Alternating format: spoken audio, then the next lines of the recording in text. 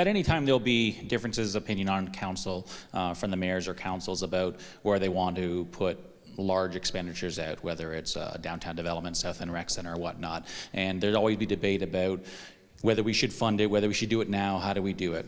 But one thing that can't really be debated, a study was out earlier this year that we do have a significant $4 million annual shortfall with stormwater management.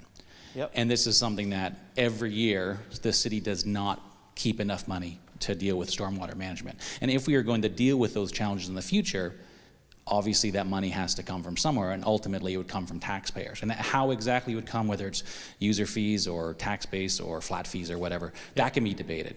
But does this mean that going forward as a council, we should decide, yes, collectively, we need to raise $4 million every year from residents and businesses in some way, because this funding of stormwater management cannot continue to be at a shortfall, and we absolutely have to fund this at the appropriate levels? Would that something that we need to do?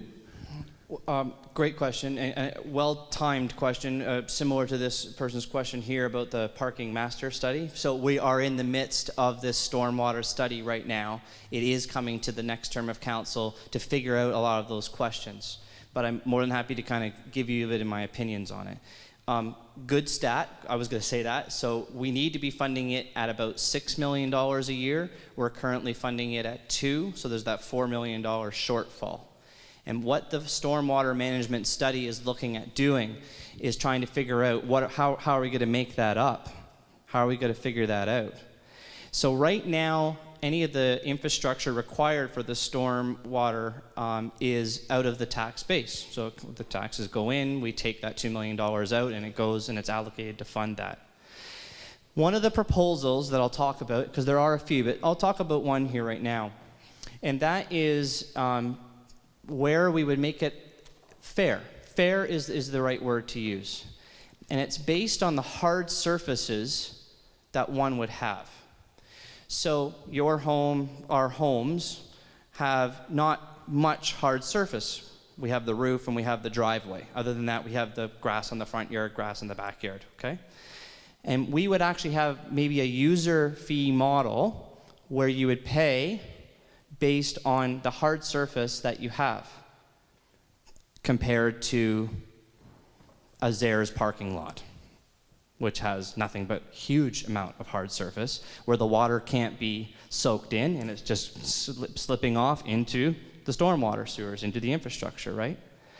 So one of the ideas is to actually one of the things that I want to make sure that happens if we were to go this route as a council is if we look at a user fee model, it has to be revenue neutral.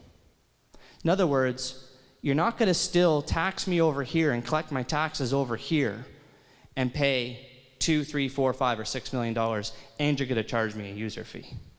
No, what we're going to do is we're going to take the $6 million that's supposed to be funding stormwater, and we're going to move it over here. Now it's not on the tax base, right?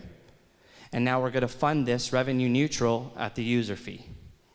So someone like a Zayre's parking lot or a Costco parking lot or a gym parking lot or an industrial factory parking lot, they would pay their rate based on their hard surfaces at a different rate, obviously, than it would be for you and I at the home.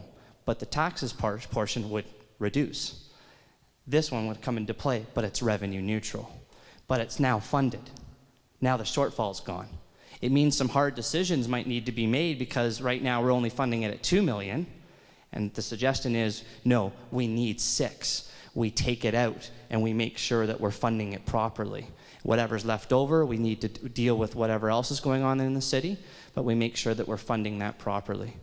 Something that's lost a little bit in Guelph, we're talking a lot about water, this is good, is that we don't hear a lot about Guelph flooding, right?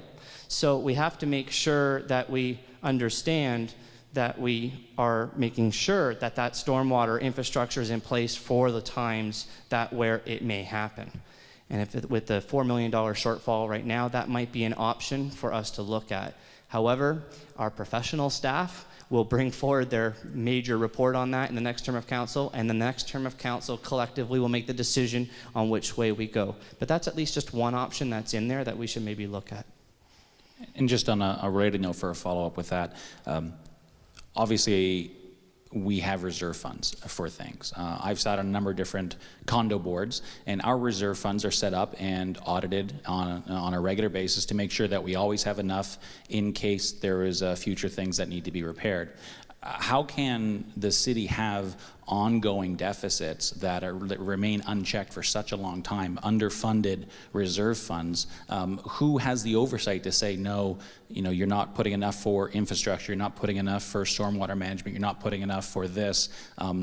Because the belief is that Canada-wide, and certainly in Guelph as well, there is a systemic underfunding of reserves for so many infrastructure issues. But if condo boards can do it properly and make sure they have enough, why can't the city? Priorities. There's my answer. It's a priority issue.